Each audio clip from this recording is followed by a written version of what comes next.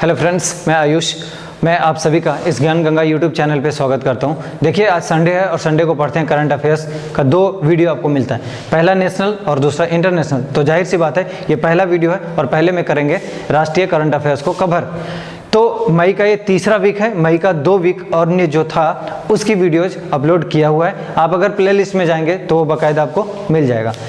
और आपको बताता चलूँ कि इस वीक का जो करंट अफेयर्स है, मतलब मई 3rd वीक का, वो थोड़ा हो सकता है ज़्यादा हो, तो आप बने रहिए, एक एक करके हम बताने की कोशिश करेंगे। तो सबसे पहला जो न्यूज़ है वो है कोणार्क सूर्य मंदिर। कोणार्क सूर्य मंदिर को सोलर ऊर्जा से सोलराइज किया जाएगा। इसका मतलब क्या है कि अगर जो मंदिर कोणार्क मंदिर बना हुआ है उसके आसपास के क्षेत्र को भी पूरी सोलर एनर्जी से उसकी लाइटिंग की जाएगी। कोणार्क मंदिर का लोकेशन कहाँ है? तो लोकेशन कहाँ है? उड़ीसा में है और ये एक सूर्य मंदिर है। इसका मतलब सूर्य देव को अर्पित किया हुआ है, समर्पित किया हुआ है। अगली बात देखेंगे, रथ के आकार में इसका डिजाइन किया हुआ है और बनाने वाले का नाम है नरसिम्हा देव प्रथम। ये बहुत बार एग्जाम में पूछा गया है, नरसिम्हा देव प्रथम, तो आपके दिमाग में होना चाहिए। नेक्स्ट, विश्व धरोहर स्थल में भी इसे शामिल किया है और यह है 1984 में किया गया है। यहाँ पे 10 मेगावाट सोलर एनर्जी पैदा किया जाएगा, ठीक है, इस पूरे क्षेत्र के लिए। नेक्स्ट, पश्चिमी घाट को पारिस्थितिक रूप से संवेदनशील क्षेत्र घोषित किया जाएगा। सवाल उठता है कि पश्चिमी घाट किधर है? तो सबसे पहले मैं मैप के माध्यम से आपको समझा लूँ। देखिए, ये वाला जो हिस्सा है इसको बोलते हैं वेस्टर्न घाट या पश्चिमी घाट, इसको बोलते हैं ईस्टर्न घाट, ठीक है। तो पश्चिमी घाट को बोल रहा है कि पारिस्थितिकी रूप से संवेदनशील घोषित किया जाएगा। सबसे पहले घोषित क्यों किया जाएगा और किसने इसको ऐसा करने को बताया? तो देखिए, कस्तूरी रंगन एक समिति है, ठीक है, इसके सिफारिश पर ऐसा किया जा रहा है। क्या लाभ होगा पारिस्थितिकी रूप से संवेदनशील घोषित करने का? तो यहाँ पे उद्योग, यहाँ पे खनन और यहाँ पे थर्मल पावर प्लांट नहीं लगा सकते हो, ठीक। क्यों किया जाएगा? क्योंकि इसे बायोडाइवर्सिटी एरिया को भारत सरकार बढ़ाना चाहती है। इसका मतलब आपको देखने को मिलेगा कि जो पश्चिमी घाट है भारत का क्षेत्र में, वहाँ पे जैव विविधता बहुत ज़्यादा है, ठीक है, और ऐसे में इंडस्ट्री अगर लगा दोगे तो जैव विविधता का ह्रास हो जाएगा। तभी जैव विविधता को बचाने के लिए ऐसा किया जा रहा है। तो इसका मतलब कौन कौन सा राज्य इस तट पे लगता है? गुजरात है, महाराष्ट्र, गोवा, कर्नाटक और केरला। इसी सीरीज में ये अरेंज भी है। तो देखिए, सभी की स्थिति और सभी की सहमति मिल गई है, तो इसीलिए अब बोला जा रहा है कि यहाँ पे ये बैन कर देगा। अगली बात देखेंगे, RBI, reserve bank of India. तो रिजर्व बैंक ऑफ इंडिया ने रेपो दर में संशोधन किया। एक बात आपको बताता चलूँ, जो वर्तमान में रेपो रेट चल रहा था, आरआर का मतलब रेपो रेट, रेपो रेट, तो अभी 4.4 था, इसको कम करके 4.0 कर दिया। अगली बात, रिवर्स रेपो रेट, इसको क्या कर दिया? 3.35% कर दिया।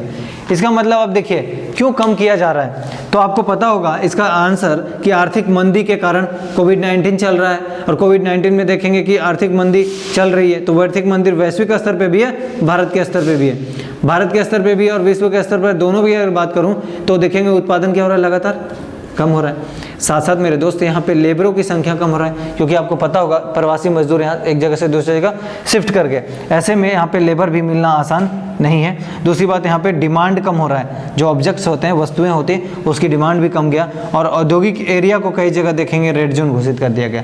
जैसे हमारे देश में महाराष्ट्र सबसे ज़्यादा और तमिलनाडु इकोनॉमी को सपोर्ट करने वाले 2 राज्य हैं, अन्य भी हैं लेकिन ये प्रमुख रूप से 2 हैं। तो आप देखेंगे कि मुंबई को रेड जोन में घोषित कर दिया गया, रेड जोन में है वो। इसका मतलब मेरे दोस्त उस जगह पे औद्योगिक एक्टिविटीज़ नहीं हो रही है, तो सीधा इसका इम्पैक्ट प्रोडक्शन पे पड़ेगा। तो ये सारी चीज़ें हैं, समस्याएं। दूसरी बात पूछोगे रेपो रेट और है क्या और रिवर्स रेपो रेट? तो देखिए, जब आरबीआई से कोई बैंक पैसा लेता है तो उसे बोलते हैं उस रेट को, जिस रेट पे मिलेगा, रेपो रेट। यदि बैंक से आरबीआई ले ले तब यह कहलाएगा रिवर्स रेपो रेट। क्लियर है? अगली बात आप देखेंगे, मनरेगा हेतु 170 करोड़ रुपया जारी किया गया। तो मनरेगा हेतु 170 करोड़ रुपया क्यों जारी किया गया? आपको एक बात बताता चलूं, ग्रामीण विकास को बढ़ावा देने के लिए। दूसरी बात, ग्रामीण आबादी लगातार बढ़ रही है, क्योंकि आपको पता होगा अभी हम जिक्र कर रहे थे कि प्रवासी मजदूर लगातार चल रहे हैं, जा रहे हैं वापस। तो शुरुआती में क्या हुआ, गाँव से शहर की तरफ आए, अभी शहर से गाँव की तरफ जा रहे हैं। इसी को बोलते हैं रिवर्स माइग्रेशन। तो मेरे दोस्त, जब प्रवासी मजदूर चले जाएंगे तो ग्रामीण क्षेत्रों में बेरोजगारी बढ़ जाएगी, और अगर बेरोजगारी बढ़ जाएगी तो ऐसे में बोला जाता है कि उनका देखरेख कौन करेगा, सरकार की जिम्मेदारी है। तो दैनिक वेतन को क्या किया, बढ़ा दिया गया। जो मनरेगा में मिलता था 182 रुपया, अब दे दिया गया है उसे 202 कर दिया गया, ठीक है। तो 20 रुपये का यहाँ पे इजाफा हुआ है। साथ साथ इस फंड से अलग अलग क्षेत्रों में अलग अलग तरीके का काम करवाया जाएगा। दूसरी बात अगर इसमें देखेंगे तो स्वच्छता कर्मचारियों को भी शामिल किया जाएगा, क्योंकि ये जो स्वच्छ भारत मिशन 2 चल रहा था, सेकंड स्वच्छ भारत मिशन, उसके तहत इसमें क्या हुआ, बढ़ोतरी की गई है, ठीक।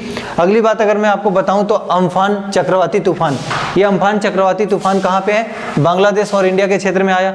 अगर बांग्लादेश के क्षेत्र अगर देखेंगे इस तरह से मैप तो आपको नजर आएगा यहाँ पे, तो इस साइड में बांग्लादेश और यहाँ पे अपना वेस्ट बंगाल है। तो इसका मतलब मैं कहूँ अम्फान चक्रवाती तूफान तो सामान्यतः देखने को क्या मिलेगा कि 2 क्षेत्रों को प्रभावित किया, एक बांग्लादेश और इंडिया। मैं बात करूंगा इंडिया के बारे में। सबसे पहले भारतीय मौसम विभाग ने इसे गंभीर चक्रवाती तूफान बताया। किस आधार पे गंभीर चक्रवाती तूफान कहा जाता है और इसका क्या क्राइटेरिया रहता होगा, कोई तो आधार होगा, ऐसे तो कोई कुछ भी बोल देगा। देखिए, भारतीय मौसम विभाग ने हवा की गति के अनुसार चक्रवात का विभाजन किया, और चक्रवात का विभाजन उन्होंने 3-4 श्रेणियों में किया है। आपको एक एक करके बता देता हूँ। पहला देखिए, अगर हवा की गति 31 से 50 किलोमीटर प्रति घंटा होगा तो इसे डिप्रेशन बोला, और अगर 51 से 62 रहेगा तब इसे डीप डिप्रेशन बताया, और अगर 63 से 88 किलोमीटर प्रति आवर होगा तब इसे चक्रवाती तूफान बताया। और वहीं अगर देखेंगे कि 89 to 117 किलोमीटर पर आवर होगा तब उसे गंभीर चक्रवाती तूफान बताया। इसका मतलब इसका लिंक इससे है, ठीक है। तो 89 से 117 किलोमीटर पर आवर की तेज गति से चल रही थी हवाएं, इसी वजह से इस अम्फान चक्रवाती तूफान को क्या बताया गया, गंभीर चक्रवाती तूफान। आपको एक और बात बताता चलूं, देखेंगे कि भारत का जो समुद्र तटीय क्षेत्र है, तो इस अगर आप देखेंगे पश्चिमी घाट की तरफ अरबियन सी, और अगर पूर्वी घाट की तरफ देखेंगे तो बंगाल की खाड़ी। जाहिर सी बात है, आपको पता भी होगा पहले से कि बंगाल की खाड़ी के क्षेत्र में चक्रवाती तूफान ज़्यादा आते हैं। इसका रीज़न क्या है, क्योंकि आप देखेंगे इस साइड में स्थल एरिया ज़्यादा है, ठीक है। और दूसरी बात, अगर इस साइड की बात करूंगा तो यहाँ पे पश्चिमी घाट उसको प्रोटेक्ट कर लेती है, लेकिन यहाँ पे कुछ ऐसा प्रोटेक्ट करने का नहीं है। चूंकि स्थल एरिया ज़्यादा है तो वहाँ पे तापमान ज़्यादा होगा, और ऐसे में चक्रवात के आने की संभावना ज़्यादा होता है। ज्योग्राफी पढ़ाते हुए इसका जिक्र मैं जरूर करूँगा बाद में। नेक्स्ट अगर मैं आपको बताऊँ तो भारतीय सेना ने टूर ऑफ ड्यूटी लॉन्च किया है। आप लोग सुन रहे होंगे लगातार कि 3 साल के लिए कोई भी भर्ती ले सकता है आर्मी में, ठीक है। तो भारतीय सेना में अगर आपको भर्ती लेना है 3 साल के लिए तो टूर ऑफ ड्यूटी के तहत आप जा सकते हो। सबसे पहले ये है क्या, दूसरी बात क्यों लाया गया, तीसरी बात क्या लाभ होने वाला है। तीनों आयामों को मैं आपको समझाता हूँ। पहली बात अगर करूँ कि क्या है, तो देखिए, अधिकारी व सेना के रूप में कार्य करने के लिए 3 ईयर की इंटर्नशिप प्रोग्राम है एक्चुअली, ठीक है। 3 साल का इंटर्नशिप प्रोग्राम दिया जाएगा। क्यों करा गया, क्योंकि कोविड-19 के दौरान आप देखे होंगे बेरोजगारी बहुत ज़्यादा बढ़ रहा है, तो बेरोजगारी से निपटने के लिए ऐसा किया जा रहा है, ठीक। तीसरी बात, इससे क्या लाभ होने वाला है, सबसे पहले आपको जो भी रुपया मिलेगा वेतन के रूप में वो टैक्स फ्री होगा, उस पर आपको टैक्स नहीं देना है। दूसरी बात, जो भी आप गवर्नमेंट जॉब के लिए अप्लाई करो या पीजी स्टडी कर रहे हो तो वहाँ पर आपको थोड़ा वरीयता दिया जाएगा। क्लियर ये दोनों चीज़। नेक्स्ट न्यूज है मिशन गगनयान, ठीक। तो मिशन गगनयान किसका है, ISRO, Indian space research organisation की एक क्रू स्पेस प्रोग्राम है, ठीक है। दूसरी बात, ये दिसंबर 2021 तक लॉन्च किया जाएगा। इसी के लिए चालकों को प्रशिक्षण देने के लिए रसिया भेजा गया था। अभी देखे होंगे रसिया में भी कोविड-19 की वजह से इसको रोक दिया गया था, किंतु वर्तमान में इसे वापस से चालू कर दिया गया है। ट्रेनिंग का काम, प्रशिक्षण का काम जारी है, और इसके साथ एक रोबोट भेजा जाएगा जिसका नाम है बायोमित्र। तो कई बार ये सवाल आपसे पूछा जा सकता है, ये भी पूछा जा सकता है कि मिशन गगनयान के तहत किस देश से इन्हें ट्रेनिंग दिया गया या प्रशिक्षण दिया गया, वो देश का नाम होगा रसिया। नेक्स्ट देखेंगे, आयुष्मान भारत के लाभार्थी की संख्या 1 करोड़ के पार हो गई। आपको समझना होगा कि आयुष्मान भारत सबसे पहले है क्या, ठीक। 2018 में भारत सरकार ने आयुष्मान भारत शुरुआत किया था। यहाँ पे बोला जाता है कि प्रति परिवार प्रति वर्ष 5 लाख का बीमा का कवर कराया जाएगा। इसका मतलब 5 लाख रुपया का बीमा प्रति परिवार प्रति वर्ष दिया जाएगा। मतलब 1 साल जैसे खत्म होगा अगले वर्ष फिर से आपका रिन्यू हो जाएगा। लेकिन एक समस्या है, सवाल उठता है कि किस परिवार को, तो बोला जा रहा है कि जो एसीसीसी के अंतर्गत आता हो, जैसे सोशल इकोनॉमिक कास्ट सेंसस के अंतर्गत अगर आता हो तो वैसे फैमिली को काउंट किया जाएगा। ठीक है, अगली बात, कोविड-19 के बाद से इसके तहत मतलब आयुष्मान भारत के तहत बोला गया कि जितना भी आपको टेस्टिंग कराना है, जांच कराने या उपचार कराने, सभी निःशुल्क होगा। 5 लाख की पार सीमा, मतलब यहाँ पे 5 लाख को इग्नोर करते हुए बोला गया सीधा फिर सरकार के द्वारा कि जिसके पास आयुष्मान भारत का कार्ड है वो किसी भी रोग का फ्री जाँच करवा सकता है, फ्री उपचार करवा सकता है, कोई चार्ज नहीं लिया जाएगा। क्लियर। अगली चीज, चरण पादुका पहल चलाया है एमपी पुलिस। एमपी पुलिस ने चरण पादुका पहल क्यों चलाया? देखिए, बहुत सारे प्रवासी मजदूर एक जगह से दूसरे जगह, एक राज्य से दूसरे राज्य जा रहे थे। ऐसे में कई ऐसे लोग थे जिनके पास चप्पल नहीं है, जूते नहीं है, तो एमपी सरकार ने उनको जूता और चप्पल प्रोवाइड करवाए। इसी के लिए चरण पादुका पहल स्टार्ट किया गया। अगर कोई पूछे तो आप बता सकते हैं एमपी सरकार के द्वारा, एमपी पुलिस के द्वारा शुरू किया गया था। नेक्स्ट न्यूज है आज का, भारतीय रेलवे ने 12,000 HP मतलब हॉर्स पावर इलेक्ट्रिक लोकोमोटिव की परिचालन शुरू करी। ये बहुत बड़ी अचीवमेंट होगा इंडियन रेलवे के लिए, क्योंकि 12,000 हॉर्स पावर का इंजन बहुत ज़्यादा लोड को कैरी कर सकता है और थोड़ा गति को बरकरार रख सकता है। आगे बात मैं आपको बताऊं तो मेक इन इंडिया के तहत निर्माण कराया जाएगा, और मेक इन इंडिया में अगर देखेंगे तो 2 देश इसमें शामिल हैं, पहला फ्रांस और दूसरा भारत।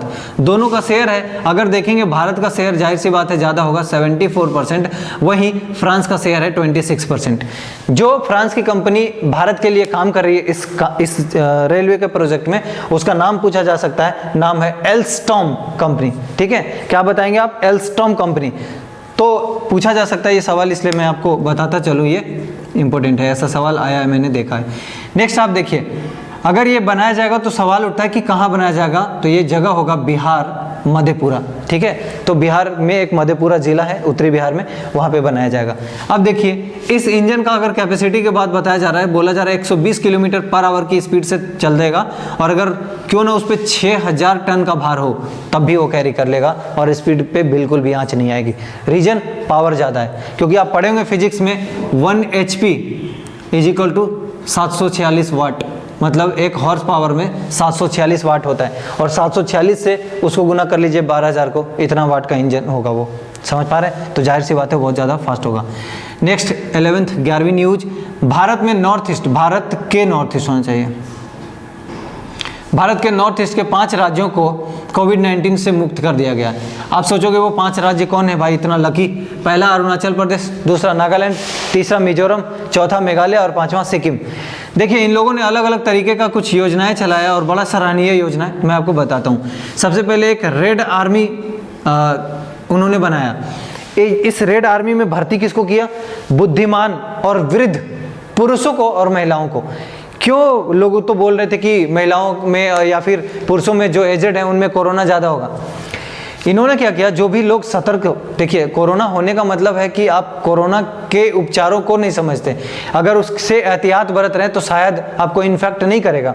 तो यहाँ पे बुद्धिमान पुरुष और महिलाएं, इन दोनों को इकट्ठा किया गया, और ये अपने अनुभव के आधार पे उस जनजातीय इलाकों में ठीक करा और लोगों को, ग्रामीणों को सेवा करके कोविड-19 से मुक्ति दिलाया। दूसरी चीज चल रही थी लाइफ लाइन उड़ान। ये लाइफ लाइन उड़ान के तहत आवश्यक वस्तुओं को कार्गो सेवा दिया गया। इसका मतलब यहाँ पे देखे होंगे मास्क, दस्ताने, मेडिकल इक्विपमेंट, साथ साथ कुछ खाद्य सामग्रियां पहुंचाई जा रही थी। जाहिर सी बात है, अगर इस तरह का आप फैसिलिटी देते हो तो लोग घरों से क्यों इधर उधर जाएंगे। ये लोग घर से बाहर नहीं गए क्योंकि इन्हें हर आवश्यक वस्तुएं उनके घर तक पहुंचाया जा रहा था। नेक्स्ट एक और इंपॉर्टेंट न्यूज में कवर करता चलो, यूनाइटेड नेशन ने भारत की खुडोल पहल को कोविड-19 से लड़ने हेतु 10 वैश्विक पहलों में से एक बताया। इसका मतलब समझ रहे हैं, काफ़ी ज़्यादा इसको वैल्यू मिला। तो सबसे पहले ये जानेंगे खुडोल पहल कहाँ चला था। ये चलाया था मणिपुर में, एक एनजीओ है, ठीक है, नाम ही उसका खुडोल है। तो ये एनजीओ ने क्या किया, LGBT लेस्बियन, गे या बाइसेक्सुअल ऐसे लोगों को, साथ साथ आप देखेंगे ट्रांसजेंडर समुदाय को इन्होंने और दैनिक मजदूरी करने वालों को, साथ साथ एड्स से प्रभावित लोगों को भोजन के लिए स्वच्छता से संबंधित चीज़ें और अन्य सुविधाएं प्रदान किया। उसमें भी अगर देखेंगे तो 1000 स्वास्थ्य किट दिया उन्होंने, 1500 कंडोम डिस्ट्रीब्यूट किया, साथ साथ 6500 सैनिटरी पैड डिस्ट्रीब्यूट किया। ऐसे में इन आवश्यक वस्तुओं के लिए इधर उधर ना जाना पड़े और ये एक बेहतरीन पहल यूनाइटेड नेशन के द्वारा माना गया है। तो ये था part 1 current affairs national news का। अभी देखिए नेशनल न्यूज में कुछ और बातें रह गई है तो मैं उसको कवर करूंगा नेक्स्ट में, क्योंकि यहाँ पे स्पेस नहीं था। तो जो नेक्स्ट इंटरनेशनल न्यूज होगा उसमें एक पार्ट मैं नेशनल न्यूज का कवर कर लूंगा, उसके बाद जो बचेगा वो इंटरनेशनल न्यूज आपका कवर करा दूंगा। फिलहाल जो लोग नए हैं इस चैनल पे आप जाकर देख सकते हैं, बहुत सारे सब्जेक्ट्स मैं कवर कराया हूँ, जैसे human geography, polity 11th class NCERT, human geography class 12th NCERT, physics पूरा पढ़ा चुका हूँ 7th 8th 9th 10th NCERT, chemistry भी लगभग समाप्त होने वाला है, कुछ चैप्टर बचे हुए हैं वो भी 7th 8th 9th 10th NCERT, साथ साथ हिस्ट्री का भी अभी क्लास ले रहा हूँ। प्रत्येक संडे को करंट अफेयर्स की क्लास इस ज्ञान गंगा यूट्यूब चैनल पे दिया जाता है और मैं चाहता हूँ कि आप अधिकतम लोगों तक इसे पहुँचने दें, गाँव के स्तर तक पहुँचने दें। वैसे लोग जो शहरों तक नहीं पहुंच पाए या फिर जिन्हें पढ़ने का इच्छा है, जो आगे नहीं निकल पाए, उनके लिए मैं तैयार हूं। गुणवत्तापूर्ण वीडियोज के साथ आप तक मैं पहुंचूंगा और आपके लिए जरूर लेकर आऊंगा। इसके लिए मैं और मेरी टीम लगातार प्रतिबद्ध है और काम कर रही है। धन्यवाद।